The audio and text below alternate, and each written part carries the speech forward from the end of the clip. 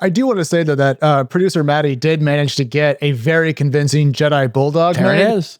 So it's funny how thin these barricades are around IP, because if you look at that just screams, I like dogs and I like Star Wars, and half of that's copyright protected. And that's a licensing deal right there, by the way, Alex. There are people who license Disney IP, Marvel IP, to make ashtrays and saucers and t-shirts, and that's a vibrant part of any IP owners, whether it's Elvis or, the Rolling Stones. They make very detailed decisions on who gets to license for cups, who gets to license for a fast food Happy Meal. And they have a bidding war between all of the different fast food restaurants of who gets, the Happy Meal characters for the next Marvel film. And there's so many legal requirements, like here's what you can have the characters doing, here's what you can't. They can't be associated with anything like this, and you lose all that power now. Yep. People can put them next to whatever they want.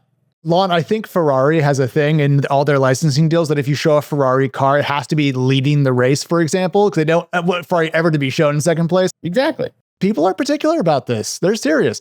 But what I'm curious about is not just the implications amongst ourselves, but also for the industry itself. And according to Cornell University professor James Grimmelman. Grimmelman again, Grimmelman. He's always got something to say, Grimmelman. Mr. Grimmelman says, quote, if this decision is followed elsewhere, it's really bad for the generative AI companies. So we are talking about a legal database. We are talking about Reuters. But the thing is, this does, I think, chip away a little bit at the foundation of the value of some of these companies. Jason, we've talked about it on the show a bunch. What's OpenAI worth? $157 billion, $300 billion? If their foundation is porous, it could be 30. And here's what's going to happen, I predict. The New York Times is not going to settle, nor should they. New York Times has to take this one to the mat. And if they do take it to the mat, they're going to be able to get an injunction against ChatGPT. And if they get an injunction, what that means is ChatGPT has to turn its product off.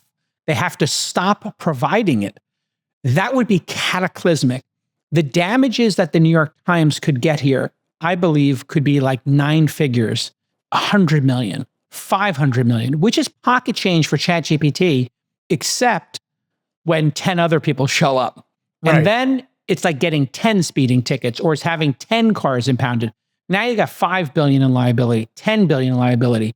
That's what sunk Scour, Napster, and made all those companies become insolvent. Will ChatGPT become insolvent in this case? I don't know.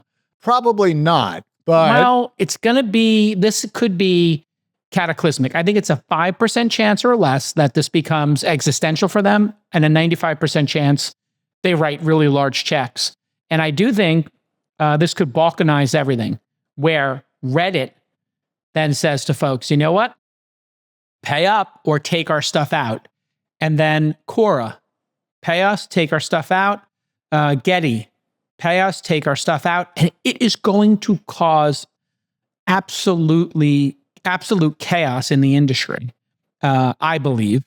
And then it's going to cause a really positive model of licensing for the New York Times. I believe the New York Times will make more money from licensing their content to LLMs than from advertising, and possibly more than subscriptions every year. So many of the AI leaders have said they can't afford that. Like, if they have to start paying everybody, but do you not believe them? I don't believe them. Okay. Spotify pays, you tell us, Alex, is it 70 cents on the dollar, 68 cents? 65. Okay, this is why Alex is here. He knows this stuff. You know pop culture, he knows numbers. It's 65 cents of every dollar. You know what? Napster said we can't possibly make this work. Somehow Spotify figured out how to give 2/3 of their revenue away. By the way, Apple gives away 70 cents of every dollar in the App Store. Sam Altman literally said, we need too many materials to train these models. Okay. It's not possible. We'd run out of money. Try harder. Before we could pay all of these creators. Very simple. So you just think it's made percentage. Up. Okay. Percentage. He should take 65 cents of every dollar of consumer subscriptions and give them to content creators. All right, everybody, it's 2025. If your B2B marketing strategy for the new year doesn't include improving your ad targeting, well, your ads are going to get lost in all the noise. It's crazy out there right now. We need you to target your ads properly. If your business is marketing to other businesses doing B2B advertising, LinkedIn ads is amazing because it guarantees that you reach the right audience. I'm a venture capitalist. Somebody wanted to reach me with their new product or service, bing, tied together, not targeted. I don't need an ad for HR tools as an example, right? There are other people who work in HR. I work in venture. So you want the HR people to get the HR ads. You want the venture capitalists to get the fund management software and services ads. Makes total sense. And LinkedIn's advertising tools will connect you to decision makers based on their firmographics. Firmographics. You may not have heard that term before. That's your job title, your industry, your company size, and more. LinkedIn has two things that you need to grow this year.